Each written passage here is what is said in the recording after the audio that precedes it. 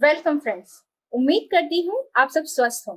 या डेंगू एक प्रकार का मच्छर जिसे एडिस इजिप्टी कहते हैं के द्वारा फैलता है। ये मच्छर उष्णकटिबंधीय क्षेत्रों में लगभग सभी देशों में पाया जाता है। ये वायरस होता है जो कि एडिस इजिप्टी मच्छर के द्वारा या एडिस इजिप्टी मच्छर जिसका कैरियर होता है। ये वायरस होता है DENV। ये 4 तरह के होते हैं, DENV 1, 2, 3 और 4। ये एक तरह की इन्फेक्शियस डिजीज है जो कि मच्छर के काटने के अलावा भी और कई तरीकों से फैलती है। इस डिजीज के फैलने के 4 तरीके हैं। पहला बहुत ही कॉमन है कि ये एक मच्छर के काटने से किसी भी इंसान के अंदर संक्रमण फैलाता है। दूसरा, ह्यूमन टू ह्यूमन। कोई व्यक्ति है जिसे डेंगू है लेकिन उसे इस बात की जानकारी नहीं है और वो इस दौरान अगर अपना रक्त या अंग दूसरे व्यक्ति को दान कर देता है तो इससे भी एक व्यक्ति से दूसरे व्यक्ति में डेंगू का संक्रमण फैल जाता है। तीसरा, कोई व्यक्ति संक्रमित है, उसे अगर ये एडिस इजिप्टी नामक मच्छर ने काट लिया तो ये वायरस इस मच्छर के अंदर आ जाएगा और फिर कुछ दिन बाद ये वायरस का असर इस मच्छर के सलाइवा ग्लैंड में हो जाएगा और जब ये मच्छर किसी अच्छे या स्वस्थ व्यक्ति को काटेगा तो ये वायरस उस मच्छर से उस स्वस्थ व्यक्ति में ट्रांसमिट हो जाएगा। मतलब human to mosquito then human. ये तीनों प्रकार के ट्रांसमिशन हॉरिजॉन्टल ट्रांसमिशन कहलाते हैं। इसके अलावा चौथा टाइप होता है जब कोई गर्भवती महिला की भ्रूण के विकास के समय वो संक्रमित हो जाए, तब वो महिला अपने बच्चे में भी ये वायरस ट्रांसमिट कर देती है। इस प्रकार के ट्रांसमिशन को वर्टिकल ट्रांसमिशन कहते हैं। डेंगू बुखार के सिम्टम्स नॉर्मली बुखार जैसे ही होते हैं।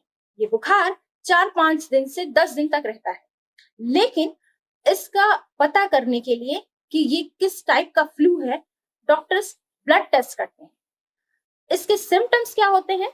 इसके सिम्टम्स नॉर्मली फ्लू के जैसे ही होते हैं, जैसे तेज बुखार, जोड़ों में दर्द, बदन में दर्द, उल्टी और बहुत ज्यादा डिहाइड्रेशन होना इत्यादि। इस वजह से डॉक्टर जिस वक्त बुखार से पीड़ित व्यक्ति उल्टी या दस्त कर रहा होता है उसे बहुत ज्यादा पानी पीने की सलाह देते हैं डिहाइड्रेशन से बचने के लिए।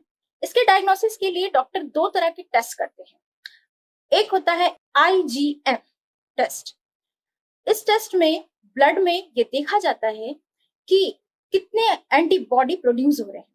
असल में जब हमें कोई पैथोजन इफेक्ट करता है तो हमारी ब्लड में उसके विरोध में एंटीबॉडीज बनते हैं और जब ये इम्यूनोग्लोब्यूलिन एंटीबॉडी बहुत ज्यादा मात्रा में बनते हैं तो ये डिटेक्ट किया जाता है कि जरूर कोई वायरस या पैथोजन ने इन्फेक्ट किया होगा। दूसरा टेस्ट होता है एलिसा टेस्ट, जिसका पूरा नाम होता है एंजाइम लिंक्ड इम्यूनोसॉर्बेंट एसिड। इस टेस्ट में भी एंटीबॉडी को ही देखा जाता है कि ब्लड में कितनी अधिक मात्रा में एंटीबॉडी उपलब्ध है। इस वायरस या फीवर के लिए बहुत सारी दवाएं उपलब्ध हैं। नॉर्मल फीवर जैसा ही होता है और इससे उपलब्ध दवाओं से ये ठीक भी हो जाता है। सीवियर कंडीशंस में डेंगू से पीड़ित व्यक्ति के प्लेटलेट्स बहुत तेजी से कम होते हैं, जिस वजह से ये घातक भी हो जाता है। कई देश ऐसे हैं जहां इसकी एक वैक्सीन दी जाती है।